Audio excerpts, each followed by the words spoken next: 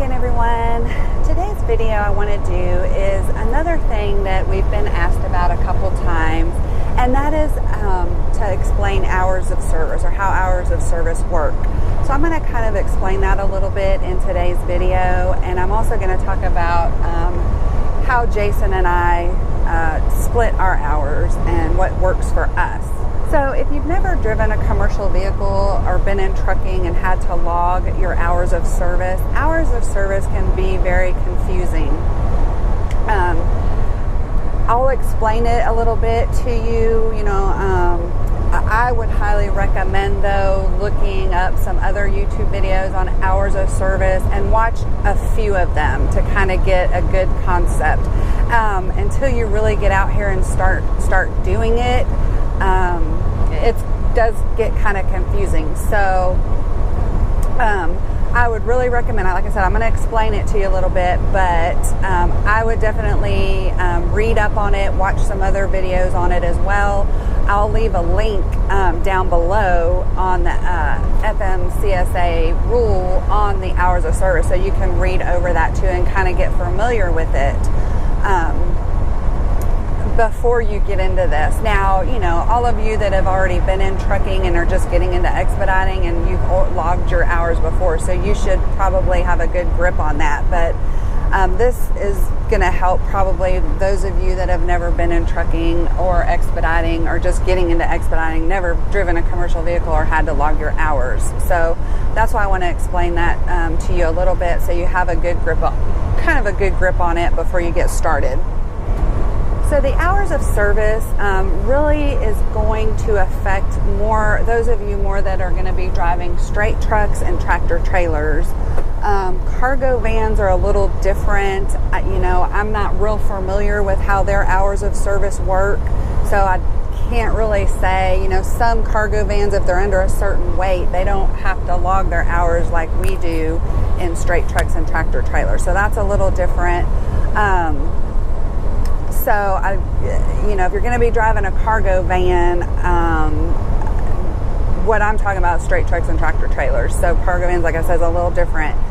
But if you are going to be driving a cargo van and you have questions about it, we do know a couple other YouTubers that are cargo van drivers that we can probably get you in contact with them, and they can explain that a little better for you. But if you're going to be driving a straight truck or tractor trailer, this is really going to apply more to you. So with a commercial vehicle, you are regulated by federal regulations. You can only work a certain amount of hours and drive a certain amount of hours during the day.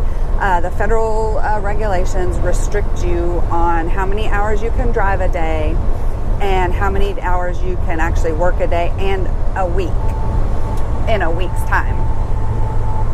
So basically, you have 70 hours in a work week that you can work before, that's on duty and driving time, before you have to take a 34-hour reset. So how the hours of service work is basically, in one day, in a 24-hour period, you have 14 hours that you can work, be on duty or driving. Now, in that 14 hours, you can only drive 11 hours out of that 14 hours before you have to take a 8 to 10 hour break. And the 8 to 10 hour break is going to be dependent on if you've driven a whole 11 hours, or if you haven't. I'll talk a little bit about that. So in a particular day, once you start your time, once you go on duty, so whenever you go on duty first thing and you do your pre-trip, that starts your 14-hour clock for that day. Once that clock is started, the only way to stop that is to take an 8-hour consecutive off-duty break, or in the sleeper. Now, when you go on duty, again, that 14-hour clock starts ticking, and it does not stop. So when you get up, you do your pre-trip. Say that takes you 30 minutes to do. You've been on duty 30 minutes. Then you're ready to start driving.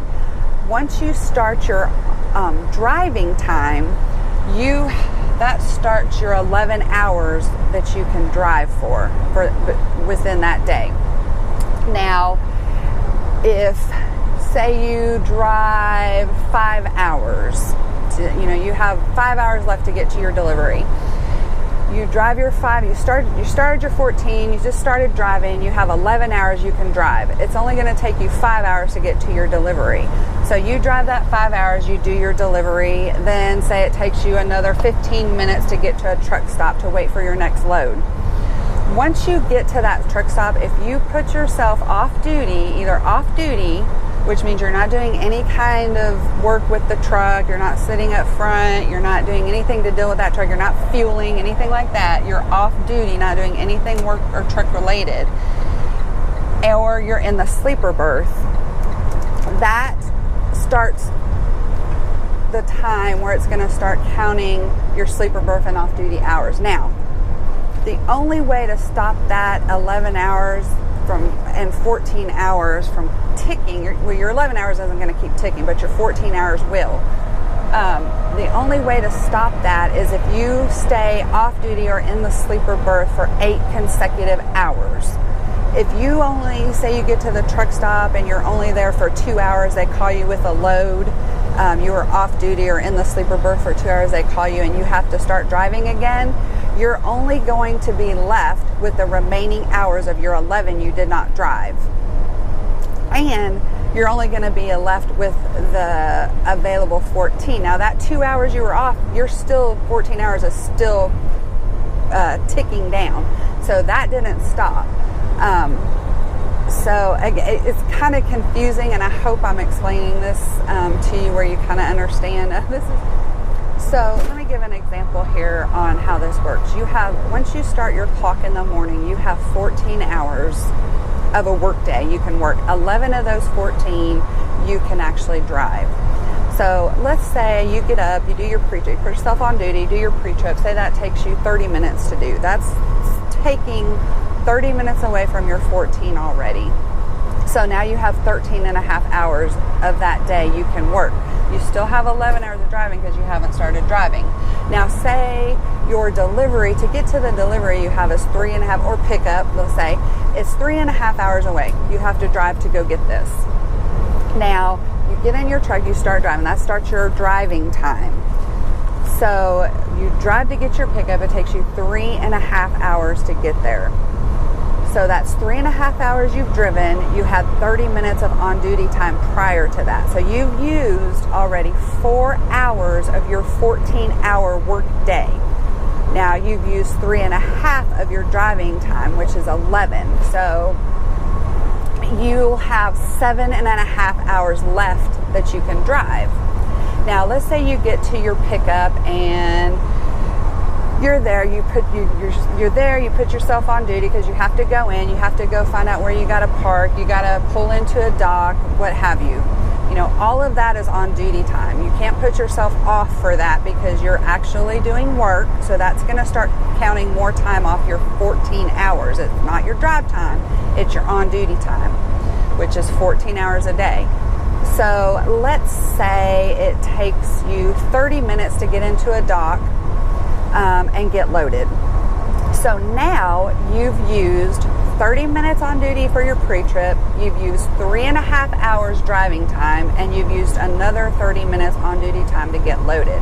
So you've used a total of 4.5 hours off your on duty time, or your 14 hours that you can work in that day.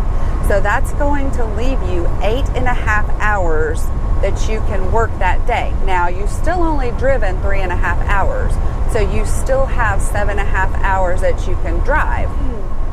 One of the things that gets confusing with your driving time, you have 11 hours you can drive during the day, but after 8 hours of on-duty or driving time, once you start that 8 hours, you have to take a 30-minute break before you can get the remainder of 3 hours you can drive. So now once you take that 30-minute break, and it has to be off duty, you will get the remainder of your hours you haven't driven of your 11. So let's say you stopped at 7.5 hours you had of on-duty and driving time. since you started in the morning. You stopped at a rest area to take your 30-minute break. You had 7.5 hours you've already used, and you've only used, let's say, 5 hours of your driving time, or let's say 6 hours of your driving time. So when you stop and you get that, you stop, you're off duty for 30 minutes. Once you, sorry, my GPS. Once you get that 30-minute restart on your drive time, you're going to get the remaining 5 hours back that you haven't driven yet. So you'll have a 5 hours you can drive. Now, once you take that first 30-minute break, you don't have to take another one. The only way you would have to take another one is, let's say you drove for 2 hours, then you were off for an hour waiting on a load. It would reset you back to 8 hours drive time before you'd have to take a 30-minute.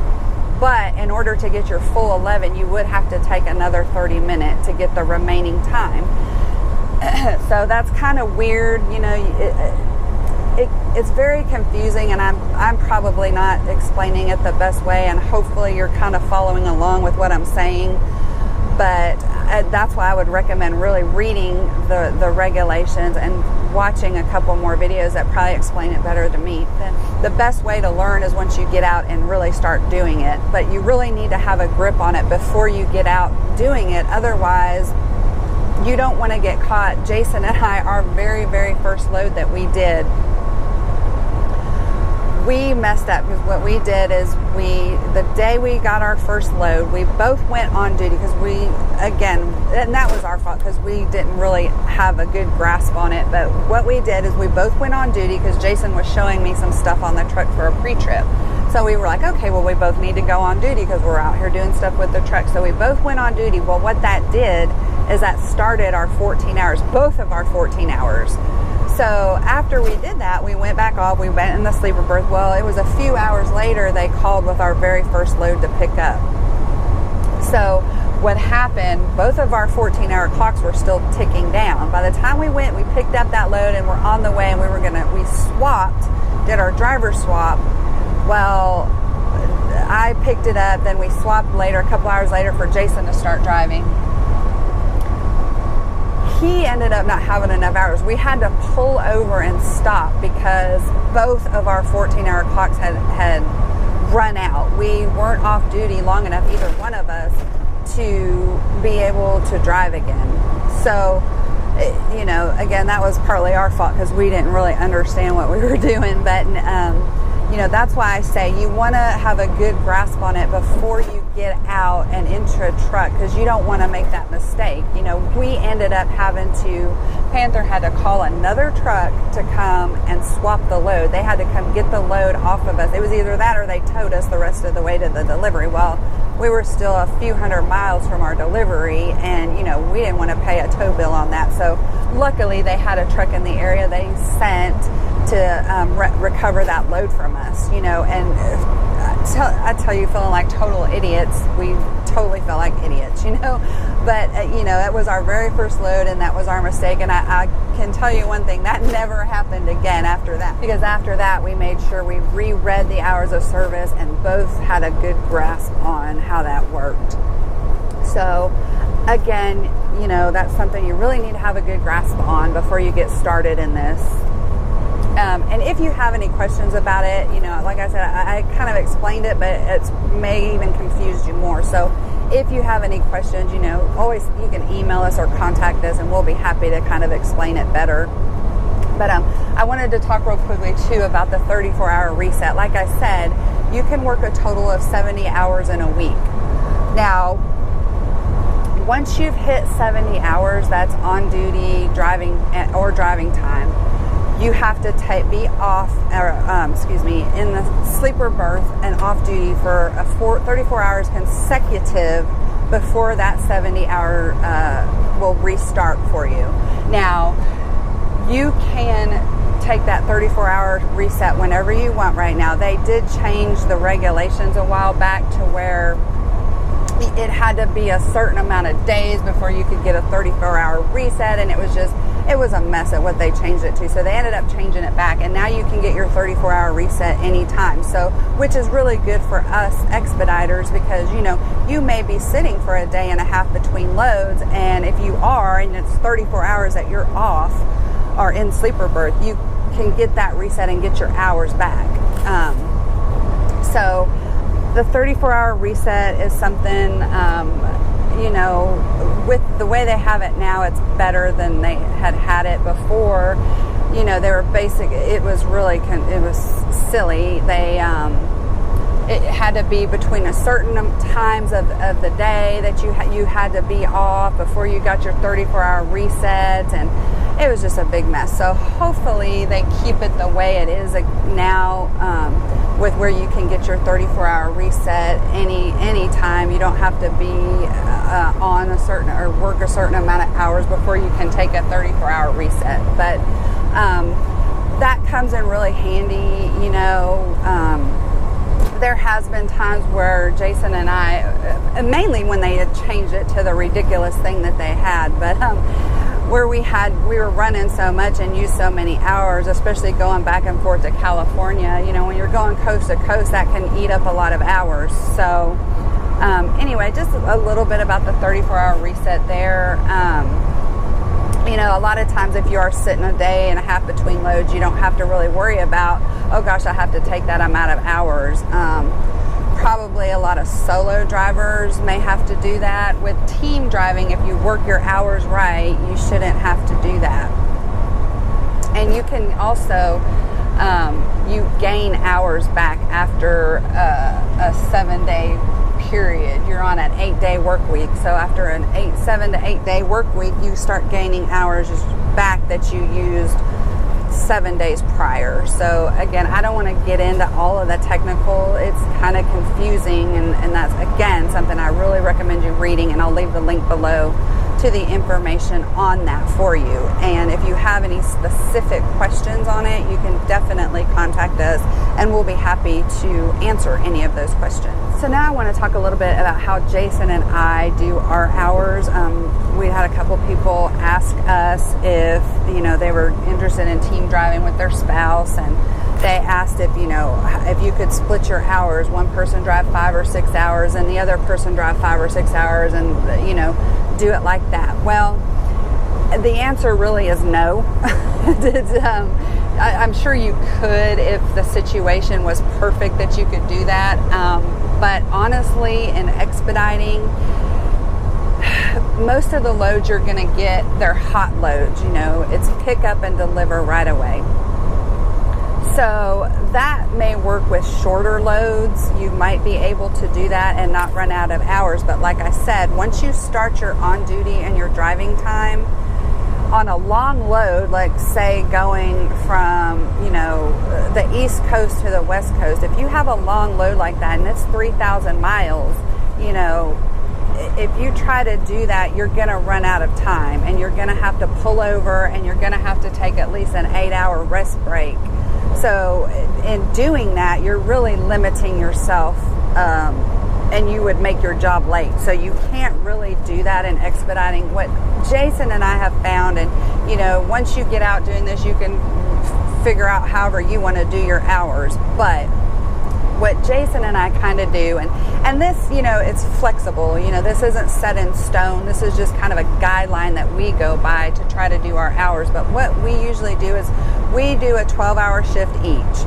And basically, we try to do like a 2 to 2. So what we do is Jason will drive, or he'll go on, do driving, whatever, if there's a pickup. His shift is from 2 p.m. to 2 a.m. And then my shift is from 2 a.m. to 2 p.m. Now, again, that is not set in stone. It doesn't always happen like that. There's sometimes, last night we switched at midnight. So it just really depends on the loads we have and where we're at, what we're doing, how long the load is, etc. But we found that the splitting it 12 hours a day really works well, because That way we always have available hours to drive. You don't want to be out of hours. Like I said, if you're trying to split your hours every 6 hours, you would run out of hours because you would have to stop and take an 8-hour break before one of you gained hours back. But you don't want to be stuck like that and not be able to take a load because you did that. So that's the way we do it. We find it works the best for us, and it always allows us to be available for loads. We're never out of hours now. And I say never, but if we've been running back and forth, we may start cutting it short on hours, but we rarely have ever had to turn any loads down because we were out of hours. So that's just how we do ours. You can do it any way you want to do it. You just want to make sure that you're going to have plenty of hours and be available for loads. Of course, that's going to be a little bit different for solo drivers because you only have one person. Obviously, if dispatch is sending a solo driver a load, obviously they're going to calculate it to where that driver's going to have enough hours to do it. Being a team, you have more flexibility in getting loads done quicker that are longer because you both have hours and you can use both your hours. So again, that's just what Jason and I do, and you can do it. I know some drivers we know, they split it at noon to midnight. We were doing 3 to 3, and we kind of changed that up. And it may change. Like I said, that is not set in stone. That is just kind of a general guideline we go by, and it really all depends on a lot of factors of the loads we're doing, when we have to be there, how long the load is, how long it's going to take us to do. So that's really a good guideline to go by if you want. And like I said, you can do your hours any way you want to do it. You could do a 10 to 10 hour shift, however you want to do it. It's totally up to you.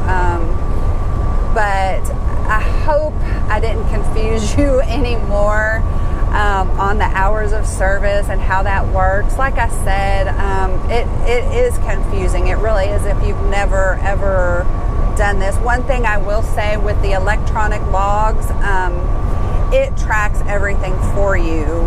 So it definitely makes it a lot easier. With paper logs, you have to kind of calculate that all yourself. So having the e-logs, Jason and I absolutely love it. But that's what we've started with. There's a lot of old school truckers that they like the paper logs and they hate having to go to e-logs. They're making that mandatory. So, again, that's something we started with. We're kind of computer savvy anyway, so that doesn't bother us, and we actually like it better because it tracks everything for us. We don't have to sit there and calculate it, or we don't have to be like, oh gosh, we got to do our logbook. So it's done for you. It's really simple. So I hope that helped, like I said, and I didn't confuse you anymore, but I'll leave a link down below of the regulations so you can read over that and get familiar with it. Hopefully that will answer any of the questions that you have. And like I said, if you do have any more questions about that, the hours of service, or about how Jason and I split our hours, you can always email us, send us a message on Facebook, comment down below. Any way you want to contact us is fine. We're happy, more than happy to help. As always, thank y'all so much for watching and subscribing to our channel, and we will see you in our next video. Bye-bye. Take care.